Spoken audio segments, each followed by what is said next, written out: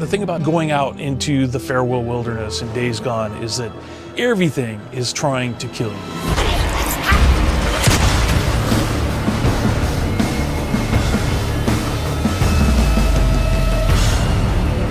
Days Gone is a world that comes for you. It's a world that is dangerous everywhere you go.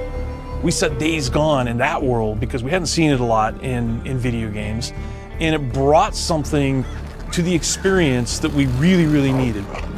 The danger comes from not just the freakers, but it comes from marauders who want to snipe you off your bike. It comes from the weather that will make it impossible for you to stay on a muddy trail.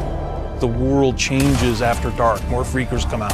It's brutal and it's harsh. It can be rough sometimes. Freakers are human beings who were infected by a virus that killed the world. Freakers are alive and they are mutated. And one of the key storylines in Days Gone is they are continuing to mutate. They are changing even as you play the game. We have several types of freakers in the game. Each one of them has their own challenges. Swarmers, for example, are adult males and females, and they tend to roam in groups. They are very strong and very hard to kill. You know, in the Screamer, what she has is a sort of verbal attack. She will bring in swarms, and when you hear this scream that it makes, basically puts an effect on the world and makes it awfully hard to escape. We have the Breaker, which is like a big brute. You're gonna run into infected animals. Rest in Peace is a cult that worships the Freakers. The Rippers want to be like the Freakers. They dress like them, they scar themselves. Because the Rippers worship the Freakers, they won't attack them.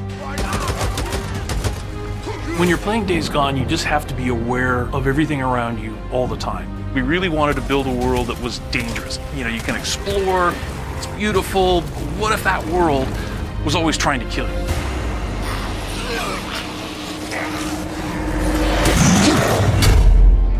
The thing about a game like Days Gone is it's the sum of its parts, so that you have, you know, the open world, and you have a bike, and you have enemies, you have humans and freakers, and animals, and you have lots of tools to deal with them.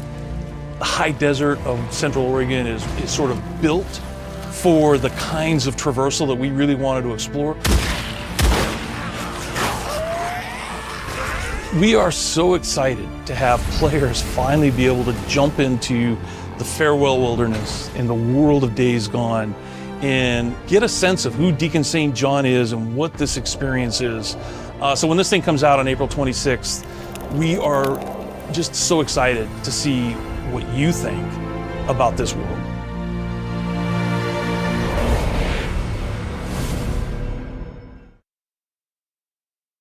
Today's station.